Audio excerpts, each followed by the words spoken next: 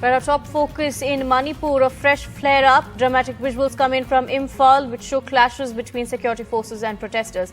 Now, this comes as the state has reimposed a ban on mobile devices accessing the internet amid violent protests which occurred after the brutal murder of 2 minors.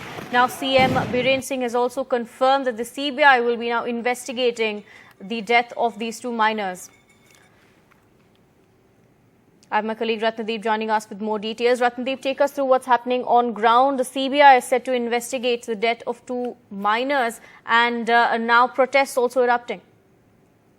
In fact, the Chief Minister a short while back has tweeted saying that in the light of the distressing news that has emerged regarding the tragic demise of the missing students, the state government has handed over the case to CBI. In fact, this case was handed over a couple of weeks back. And the Chief Minister tweeted saying that the CBI team, led by the CBI director with a specialized team, will be arriving in state capital Imphal tomorrow by a special flight. So they would be coming and taking over the case. That's what the Chief Minister has tweeted. This after, remember, from this afternoon, the students have protested. In fact, a group of students tried to march towards the bungalow of the Chief Minister. They were stopped. There were tear gas shells fired.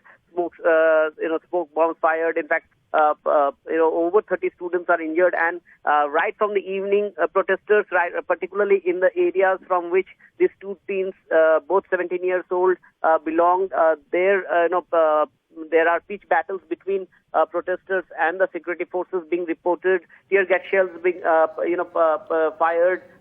In fact, in some areas we are getting reports that the protesters have set on fire some properties as well. So therefore, the situation remains very tense. Although security forces have kept the situation under their control. In fact, mobile internet ban has been put in place till October 1st. Remember, it was only lifted up last Saturday after 5 months, and this fresh flare-up is after photos went viral of the 2 teens who were missing since July 6th.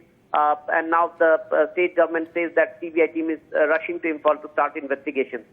Right. Ratnadeep, you've also filed a report on what exactly took place when these 2 minors were killed on the protest that erupted shortly after. Take a look at this report.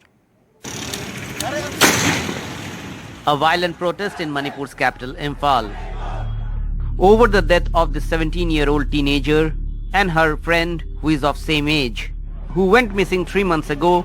Their last location was in Bishnupur district, 35 kilometers away from Churachandpur, one of the epicenters of the ethnic violence. This undated photo, viral on social media, shows them in the compound of what appears to be a makeshift jungle camp of an armed group. A second image that NDTV will not air shows their bodies slumped on the ground. What is the mistake of my sons and the daughter to you? They are simply roaming in a hilly area after capture and murder. This is not a human being. Really, I want to do justice. What I feel, everybody knows. In a statement, the Manipur government has promised decisive action. But on the streets of Imphal, protests have erupted and security has been beefed up to try and maintain calm. With BM Sanjoy in Imphal, in Guwahati, Ratnadeep Chaudhary, NDTV. Shifting our focus now, External Affairs Minister Dr. S. Jaishankar told the United Nations that political convenience could not be the basis for a nation's response to terrorism or extremism. And he stressed on the need to respect territorial integrity and called for non-interference in internal affairs. Now, this is a whale drive at Canada as it comes amid a massive diplomatic row with a Northern American nation over its claims that agents of Delhi were involved in the killing of Khalistani terrorist Hardeep Singh Nijjar in June. Now, Nijjar was wanted by India on terrorism charges. He was a Canadian citizen. International affairs expert Chris Blackburn also says the onus is on Canada to prove the allegations against India. Listen in. A fair, equitable and democratic order will surely emerge once we all put our minds to it. And for a start, that means ensuring that rule makers do not subjugate rule takers. After all, rules will work only when they apply equally to all. Nor must we countenance that political convenience determines responses to terrorism, extremism and violence. Similarly, respect for territorial integrity and non-interference in internal affairs cannot be exercises in cherry-picking. When reality departs from the rhetoric, we must have the courage to call it out. Without genuine solidarity, there can never be real trust. This is very much the sentiment of the Global South. Going forward, I think for India to be a partner with the sort of the Five Eyes nations as well, as we're seeing as they're beginning to counter China, the Five Eyes nations and the rest of the global community, right? Any partnerships needs to be revolved around trust. And when we have the Canadians in, oh, India isn't providing enough evidence, providing the right intelligence, but we know from the sort of the professionals at the NIA, at India's National Investigative Agency, that they've sent pretty compelling evidence to Canada to act on these guys. So I think when we hear from the Canadians themselves leaking to the press saying, oh, well, we weren't taking it seriously because of vote bank politics, that's a serious and genuine concern for everyone. And as Brahma Chelnani said, Canada is the epicenter of this. It's not even in the Punjab. Canada is the epicenter, and it needs a global solution to conquer this. Now, Canada's PM Justin Trudeau may have expected more support for his allegations against India, but if the statements of the foreign ministers of several countries on the sidelines of the UNGA is any indication, most are giving standard statements or stating that they are with India. Here's a report. Deeply embarrassing to the Over a week after Canadian PM Justin Trudeau's allegation against India, not much support for him at the UNGA. Foreign ministers of some countries have even criticized Canada's claim that India had a role in the killing of Khalistan leader Hardeep Singh Nijjar. In fact, Sri Lanka said Canada has become a haven for terrorists. Some of the terrorists have found safe haven in Canada. Canadian Prime Minister has this way of just coming out with some outrageous allegations without any supporting proof. Sri Lanka and Canada have had a long-standing dispute over Tamil refugees who have settled in Canada. In 2022, Canada passed a resolution to commemorate 18th of May as Tamil Genocide Remembrance Day. Celebrating the day in 2023, PM Trudeau questioned Sri Lanka's human rights record and banned Mahinda and Gotabaya Rajapaksa and several other Sri Lankan leaders from Canada. While Sri Lanka has criticized Canada's stand on India, Portugal and Mexico have advocated a speedy resolution to the standoff. On the other hand, Bangladesh has defended India. We are very proud of India because they don't do immature things. In Canada, the opposition has already demanded evidence on Trudeau's allegations. They have alleged that Trudeau's supporters have been appointed to the National Security and Intelligence Committee of Parliamentarians. Why is Prime Minister Trudeau going to such great lengths to exclude the opposition in the Senate? Why is the government so afraid of having an opposition party at the table? Experts say that the Nijjar murder controversy has given Trudeau a breather from domestic issues and the resultant sinking ratings. But the spat with India may not be helping his ratings either. In New Delhi, with Uma Shankar Singh, Kadambari Sharma for NDTV. Shifting our focus to Punjab, Home Minister Amit Shah chairs the Northern Zonal Council meeting in Amritsar. In the meeting, Punjab CM Bhagwant Mann flagged the weapons smuggling issue which was faced by the state. Now, CM Mann said that Punjab is witnessing more weapon smuggling from states like Madhya Pradesh and others than across the border. CM Mann also requested Home Minister Amit Shah to set up a centre of excellence for drones in Punjab, as drones pose a mammoth challenge for Punjab police, as reflected in the year-on-year increase in the drone sightings and recoveries.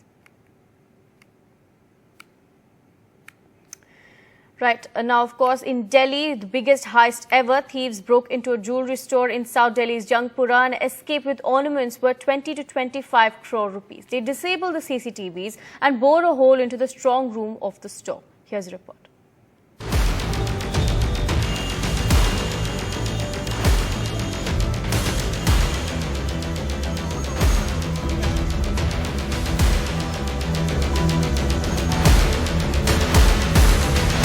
This gaping hole in the strong room of Delhi's famous Umrao Singh Jewellers tells the story of a massive 20 to 25 crore rupee heist from a shop located in one of Delhi's most bustling marketplaces. Once the go-to place for wedding shoppers, all that's left now are empty showcases. The showroom covers 4 floors. Robbers broke the lock on the roof door to gain entry, before escaping with all the jewellery that the jeweler says is worth 20 to 25 crore rupees. इस showroom के पीछे कोई गली नहीं है, सारे मकान आपस में जुड़े हुए हैं। सवाल ये है कि चोर छत पर कहां से दाखिल हुए? क्या शोरूम का कोई कर्मचारी इसमें शामिल है या फिर यह एक प्रोफेशनल गैंग है? इतवार को हम 8:15 बजे दुकान बंद करके गए हैं। कितने की चोरी मानते हैं आप? अब करीब हमारे हिसाब से तो 20 करोड़ रुपए की चोरी है। कैसे हुआ? अब क्या पता कैसे हुआ, हमको क्या पता। कहाँ छेद किया, कैसे हुआ? स्ट्रॉन्ग रूम में छेद किया है। ऊपर से आए थे क्या? छत से? ऊपर से छत से। Of the 4 strong room walls, 3 are lined with steel, while 1 is made up of bricks. And it is this wall that the robbers targeted. The question then arises, did they have the layout of the safe? Mr. Jan, the showroom owner, says he shut shop on Sunday as usual. The market remains closed on Monday. When he came on Tuesday morning, he found a broken electric panel outside. On opening the shutter, he found all the jewellery gone. The police say they have some CCTV footage and that they are looking into it. अभी हम लोगों ने forensic team बुला रखी है, जो हमारी advance forensic team है। तो हमने अभी सेफ को खोला नहीं है। अभी सेफ को खोलने के बाद पता चलेगा कि एग्जैक्ट कितना स्टॉक इनका गया है। लेकिन हाँ, ये एक बर्गलरी हुई है, सेंध काट के बर्गलरी हुई। The robbers appear to have tampered with the CCTV too. It is not clear if the dacoity happened on Sunday or Monday. A forensics team is on the spot for evidence. Homes and shops are adjacent to the showroom. The question then is, how did the robbers enter? Were any employees involved, or was it a professional gang that carried out what is one of Delhi's biggest robberies? With Mukesh Singh Sengar and camera person Sushil Rathi, Bureau Report, NDTV. We'll continue tracking these stories for you. For now, we take a short break.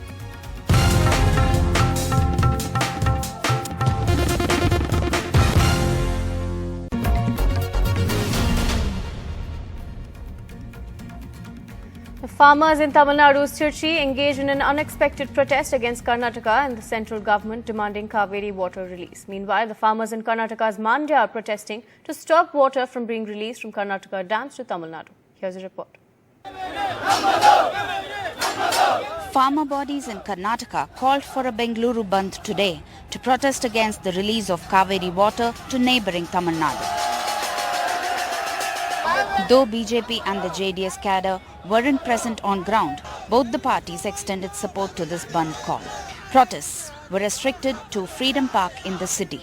While some posed as dead bodies, others rolled on the ground. In Bangalore, people, more than 1 crore 30 lakhs people are billing. So they want to 40 TMC water. So there is no water. Rainfall is going down to fall. 195 taluk are going to drought. More than 250 farmers are going to suicide. This is this Karnataka situation. Over 1,000 protesters were detained across the city for violating prohibitory orders. Over 200 were trying to march towards Raj Bhavan from Vidhana Sauda. The march was led by prominent Kannada activist Vatal Nagaraj, who insisted on intensifying the protest by calling for a Karnataka Bandh on Friday. 29ನೇ ತಾರೀಕು ಯಾವುದೇ ಕಾರಣಕ್ಕೂ ತಮಿಳುನಾಡಿಗೆ ನೀರು ಬಿಡಬಾರದು ಅಂತ ಹೇಳಿ ಇಡೀ 30 ಜಿಲ್ಲೆಯಲ್ಲಿ ಜಿಲ್ಲಾಧಿಕಾರಿಗಳ ಕಚೇರಿ ಬಂದು 1 ಲಕ್ಷ ಜನ ಜೈಲಿಗೆ ಕಳಿಸಬೇಕು ಅಂತ ಮಾಡಿದೀವಿ. ಹೋರಾಟ ತೀವ್ರ ಮಾಡಬೇಕು ಅಂತ ಮಾಡಿದೀವಿ. ಯಾವುದೇ ಕಾರಣಕ್ಕೂ ನೀರನ್ನ ಬಿಡಕೂಡದು ಅನ್ನೋದು ಒತ್ತಾಯ. Tamil Nadu set the stage as well with unique protests by holding dead rats in their mouths.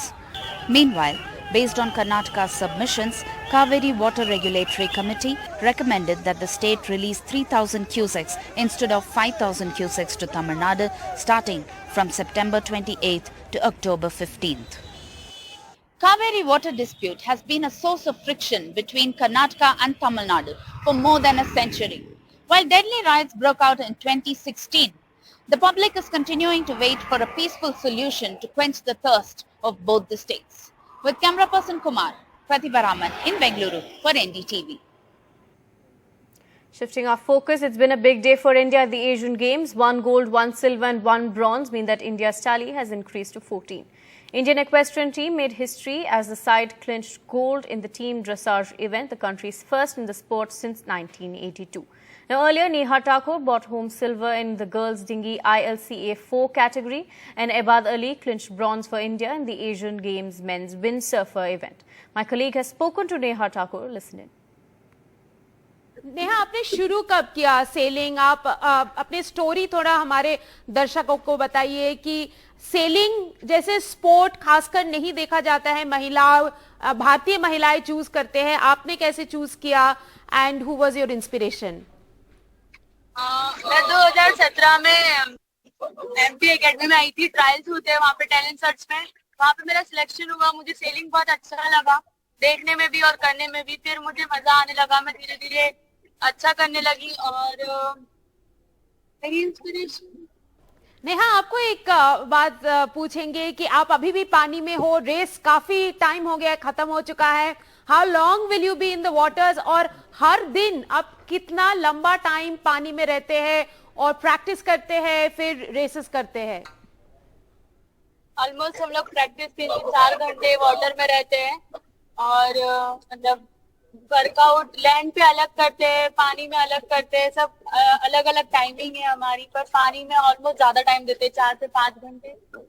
अच्छा नेहा, इसके बाद जब आप ओलंपिक की ओर जा रहे हैं, ये परफॉर्मेंस आपको कितना मोटिवेट करेगा और ये परफॉर्मेंस से आपने क्या कुछ सीखा है जो कि आप ओलंपिक्स में इम्प्लीमेंट करना चाहेंगे? ऐसे बहुत सारी गलती सीखी है मैंने। मैं नेक्स्ट जब भी चैंपियनशिप्स होगी मैं ऐसी गलतियां नहीं करूंगी रिटर्न। और बहुत हार्ड था मेरे लिए यहाँ पे आना, तो हाँ मैं और अच्छा करूंगी कि ओलंपिक जा सकूं, ट्राई करूंगी अपना।